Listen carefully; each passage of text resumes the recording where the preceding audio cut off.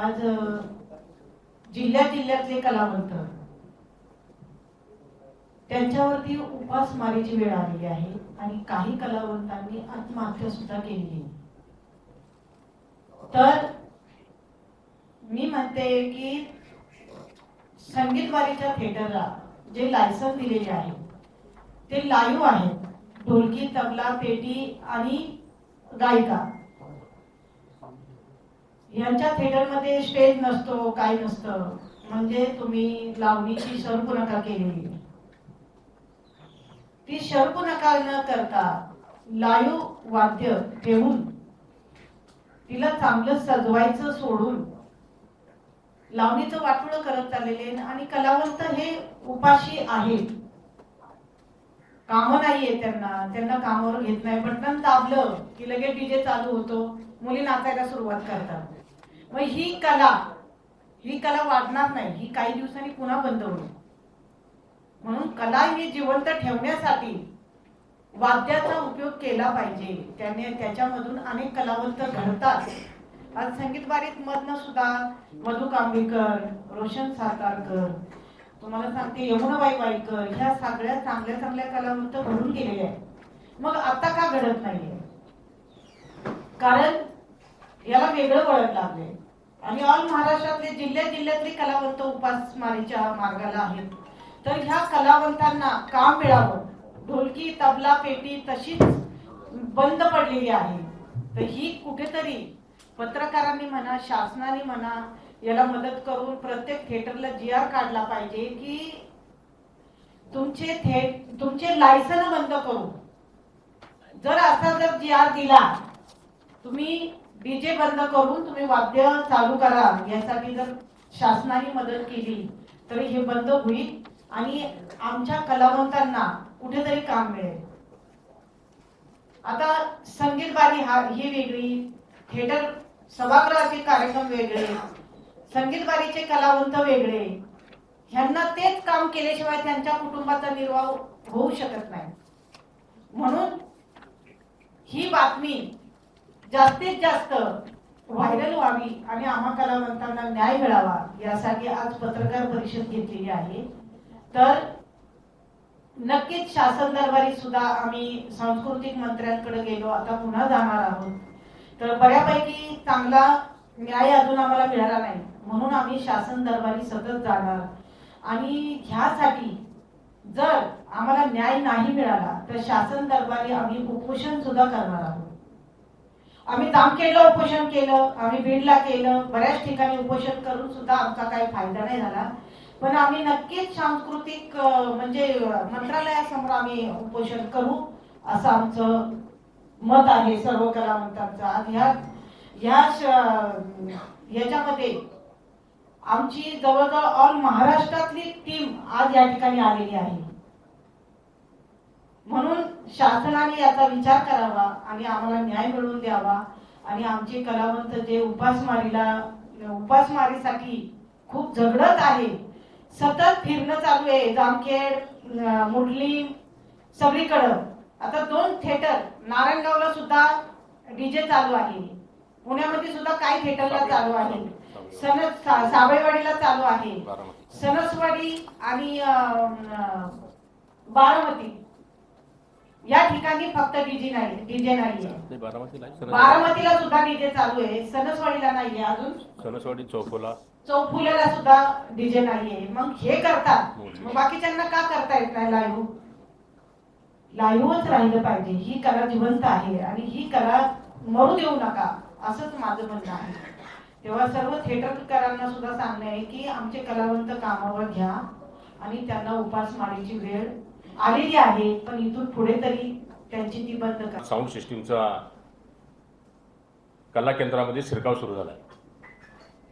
त्याच्यामध्ये ढोलकी, तबला, पेटी, गायिका यांच्यावर उपासमारीची वेळ काही कला केंद्रामध्ये आलेली आहे।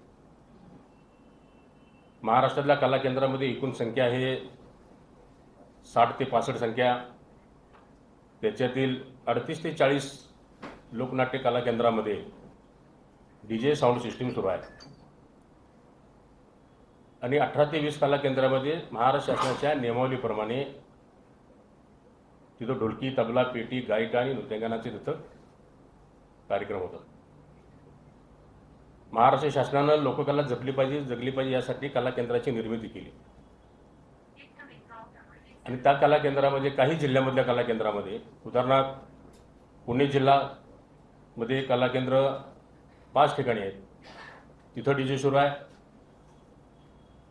नगर जिल्ह्यामध्ये 11 कला केंद्र आहेत, जिथं डीजे सुरू आहे. धाराशिव जिल्ह्यामध्ये 5 कला केंद्र आहेत, तिथं डीजे सुरू आहे. लातूरमध्ये 4 आहेत, तिथं डीजे सुरू आहे. बीड जिल्ह्यामध्ये 2 कला केंद्र आहेत, तिथं डीजे सुरू आहे. हिंगोलीमध्ये 1 कला केंद्र आहे. सोलापूरमध्ये 2 कला केंद्र आणि नांदेडमध्ये 3 कला केंद्र, असे 38 ते 40 कला केंद्र या महाराष्ट्रामध्ये डीजेमध्ये सुरू आहेत. त्यांना महाराष्ट्र शासनानं लायसन देत असताना लाईव्ह ढोलकी, तबला, पेटी, गायिका त्या ठिकाणी असायला पाहिजे. पण तसं न होता डान्स बारची पद्धत त्या ठिकाणी सुरू झाली. म्हणजे जसा पुण्यात, म्हणजे जसं इकडं आपला पनवेल, मुंबईमध्ये डान्स बारला जसं हे करत होते तसं झालं आहे. आणि मग त्याचे काही आम्ही व्हिडिओ पण आमच्याकडे उपलब्ध झाले. मग त्या कला आणि संस्कृतीला फाटा देऊन ती कला संस्कृती मोडीत काढायची आणि तरुण वर्ग जो आपला इकडला या भागातला जो आहे तो सगळा तिकडे आकर्षित करायचा. त्याची उदाहरणार्थ घ्यायचं तर एक मोठं जामखेड, एक अहमदनगर जिल्ह्यातलं मोठं शहर आहे. आणि जामखेड जर एकाच गावामध्ये 9 कला केंद्र आहेत. आणि 9 कला केंद्रामध्येही असं सगळ्या पद्धतीचं त्या ठिकाणी सगळं सुरू असते. आम्ही या सगळ्या कला केंद्राच्या वतीनं आम्ही स्थानिक पोलीस प्रशासन, त्या ठिकाणचे पोलीस अधिकारी असतील, तहसीलदार अधिकारी असतील, कलेक्टर असतील, SP साहेब असतील, यांना आम्ही या 506 जिल्ह्यामध्ये आम्ही त्यांना प्रत्यक्षात गेले 5-6 महिन्यापूर्वी आम्ही निवेदन वगैरे दिलेत. कारवाई होण्यासाठी आम्ही सातत्याने प्रयत्न केला. आणि अहमदनगर जिल्ह्यामध्ये आम्ही उपोषण पण केलं आमच्या संघटनेने की त्यावर कारवाई होईल. तेवढीच तोटपंडी कारवाई 1-2दा झाली, त्यानंतर कारवाई अजून झालेली नाही. म्हणून आम्ही राज्याचे कला आणि सांस्कृतिक मंत्री आदरणीय आशिषजी शेलार यांच्याकडे विनंती केली आमची मिटिंग लावा म्हणून. मग त्यांनी आम्हाला मुंबईला 10 फेब्रुवारीला मिटिंग आशिष शेलार साहेबांनी लावली. त्याच्यामध्ये आम्ही त्यांच्या निदर्शनास ह्या सगळ्या बाबी आणून दिल्यात. आणि त्यांनी निदर्शनास बाबू आणून दिल्यानंतर लगेच संबंधित SP आणि कलेक्टर यांना ही कला आणि संस्कृतीच्या नियमावलीच्या बाहेर असेल तर त्यांच्यावर तात्काळ कारवाई करावी आणि त्या ठिकाणचे लायसन्स रद्द करण्याची भूमिका त्यांनी त्या ठिकाणी त्यातल्या अधिकाऱ्यांना सांगण्याचं काम करण्यात आलं. बारामतीमध्ये डीजे साऊंड सिस्टम सुरू आहे. चौफुल्याला पण असे पारंपरिक लावण्या आहेत आणि असे कलाकार तयार करण्यासाठी शासनाला तुम्ही काही सांगणार? ऐका, त्यासाठीच आम्ही ते स्वर्गीय यमुनाबाई वाईकर परीक्षण केंद्र जे मागितलं आपण की नवीन कलाकार यातले घडावेत, निर्माण व्हावेत. म्हणजे नृत्यांगना चांगली व्हावी, ढोलकी पट्टी ताल चांगला व्हावा, तबलती चांगला व्हावा, गायिका चांगली व्हावी. आणि त्यात व्याख्यात म्हणजे घेते असले म्हणजे जे पदवीश्वर असले सगळ्यात नाही बाहेर असले अशांची नियुक्ती करून ते परीक्षण घ्यावं असं ते मागणी केली आपण. परीक्षण केंद्र शासनाने मागणी केली आणि शासनाने त्याला तत्वता मान्यता पण दिली. यमुना वाईकरांच्या नावाला सुरू मान्यता दिली त्याला. दुसरं महत्वाचं माहिती काय की ह्याच्यामध्ये जसं पनवेल आणि मुंबईमध्ये डान्स बार झाले, बंद झाले. मग याच्यामध्ये सुद्धा परप्रांतीय त्यांना लावणीतला गंध माहीत नाही, म्हणजे त्यांना घुंगरू माहीत नाही बांधून, घुंगरू किती किलो असतात, कसं हे करायचं, अशा सुद्धा मुली त्या अशा या ठिकाणी त्या ठिकाणी आल्या. आणि त्याच्यामुळे मूळ जे कलाकार आहेत तेव्हा पण पोटावर पाहिजे. आता त्यांना बरं वाटत पण भविष्य काळामध्ये ते फार वाईट आहे. भविष्य फार डेंजर, तरुण सगळा आकर्षित तिकडं होतं डीजेकडं. त्याच्यामुळं मूळ ह्याचा हा मेन कलाकार जो आहे तो बदल राहिला आहे.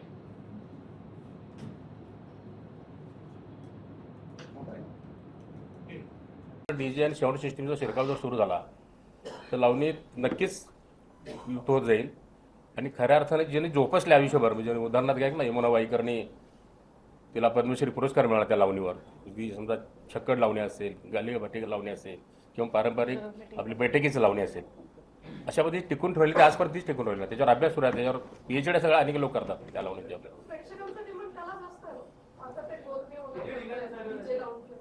नाही ना, प्रेक्षक असा तरुणांना की नाही हे आवडते. कुठं बाहेर डीजे बाहेरचा, पण कला केंद्रामध्ये बाहेरच्या डीजेला आमच्या हरकत नाही ना काही. पण कला केंद्रामध्ये जी परमिशन तुम्हाला दिली शासनाने दिलेली आहे त्याप्रमाणे ते चालायला पाहिजे हा विषय बंदिस्त कार्यक्रम आणि हा बंदिस्त. तुम्हाला असं वाटत नाही कला केंद्रातल्या बाकीच्या लोकांनी या लोकांकरता उभं राहिलं पाहिजे? म्हणजे ढोलकीवाला तबल्यावाला बाकीच्या ज्या मुली नाचतायत त्यांनी राहायला पाहिजे. Actually बरोबर, अगदी प्रश्न तुमचा बरोबर. त्यांनी राहायलाच पाहिजे, कारण त्यांच्या जीवावरच त्यांनी मोठे झाले असतात. आता आम्हाला सगळ्यात भेटते की त्यांच्या जीवावर त्यांनी मोठे झाले आणि त्यांनी त्यांच्या स्वतःपुरतं बघतात थिएटर मालकाच्या फायद्यासाठी. पण मेन कलाकार जो आहे की ढोलकीवाला, तबलावाला, पेटवाला, गायिका, सगळ्यात महत्त्वाची गायिका जी आपली गाणारी आहे तिच्या पोरावर पाहिलं ना काही क्षणक याच्यासाठी. आणि आम्हाला किती कुटुंब आहेत अशी ज्यांचं काम केलंय समजा? किमान या महाराष्ट्रामध्ये किमान एक अर्धा हजार लोक आहेत की त्याचं काम केलं आहे. आज ठिकाणी शेतामध्ये काम करतात, रोजंदारीचं काम करतात, बेगारीचं काम करतात, अशा पद्धतीचे त्यांच्या कामाचे पण झाले. आणि काही कलाकार आहेत थिएटरला जातात, इकडे करतात, तात्पुरतं करतात, नाही आम्ही आता आमचा DJ सुरू आहे, आमचं आता साऊंड सिस्टम सुरू आहे, आम्हाला तुमच्याकडे आता काही काम नाही. आणि मग आता मिटिंगला सुद्धा आज काही जणांना पाठवायचं दामासनी तर त्यांच्यावर सुद्धा प्रेशर आलं की तुम्ही जाऊ नका, कशाला जाता, कशाला जाता, काय करताय. म्हणजे असं प्रेशर आहे सुद्धा त्या थिएटर मालकांच्याकडून आमच्या कलाकारांच्यावर केलं जातं की तबला, PT आणि त्याच्यासाठीच लायसन्स ही सांस्कृतिक कार्यालयाने मंत्र्यांनी, सांस्कृतिक मंत्र्यांनी लायसन्स त्या पद्धतीने दिलं देत असताना आणि तिथं तेच वाजवलं पाहिजे. त्यासाठीच त्याची परमिशन आहे. आणि मुलींना संरक्षण सुद्धा आहे. आता तिथं संरक्षण नाही. आता ज्या DJ सुरू आहे तिथं तबला, पेटीवाला, ढोलकीवाला जर नाही आहे म्हणून तिथं येणारं जे प्रेक्षक आहे तिथं ते कुठल्या पद्धतीचे ते कसं आहे त्यांना त्या मुलीचं असुरक्षित आहे. तिथं तिची भीती वाटते, असुरक्षित आहे आता मुली, तिची भीती वाटते. आणि म्हणून तिथं ढोलकी, तबला आणि पेटीवाला जर असला तर ते किमान येणारा प्रेक्षक तिथं धाडस करू शकत नाही की त्या मुलीला जाऊन हे करत नाही असं म्हणून. आणि सगळ्यात म्हणजे संस्कृती टिकली पाहिजे, महाराष्ट्राचे कल्चर आहे ते टिकलं पाहिजे. शासनाने त्यासाठीच परमिशन दिली. गेल्या आमच्या एक वर्षापूर्वीपासून हा सगळा आमचा लढा सुरू आहे. आल्यानंतर आम्ही संबंधित अधिकाऱ्यांच्या, स्थानिक अधिकाऱ्यांच्याकडे आम्ही जाऊन तक्रारी केल्या. SP, कलेक्टर आणि तिथल्या स्थानिक अधिकारी त्यांनी तात्पुरती दाद दिली, पण त्याला दिलं तेवढीच कारवाई, जुर्मी कारवाई झाली. एक दिवसापर्यंत लगेच परत सुरू झाली जोरात.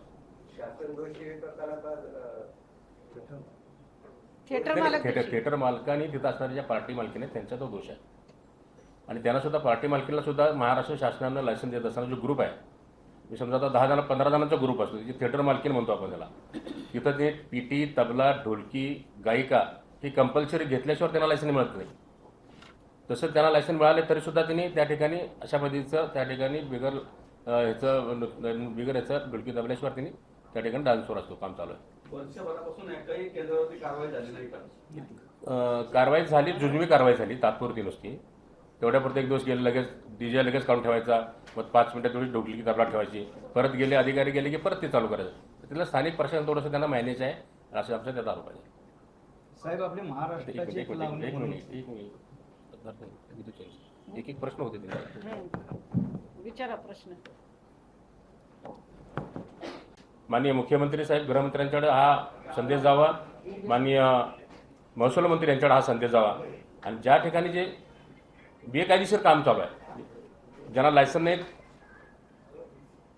आणि लायसनमध्ये अटी घातलेल्या असताना सुद्धा अटींची भंग करून त्या ठिकाणी डान्स बारच्या स्वरूपात त्या ठिकाणी कला केंद्र चालू झाले आहेत, त्यांच्यावर दंडात्मक कारवाई व्हावी किंवा त्यांचं लायसन रद्द करायचं अशा पद्धतीची मागणी आमच्या संघटनेच्या वतीने आपल्याला. ABP माझा, उघडा डोळे बघा नीट.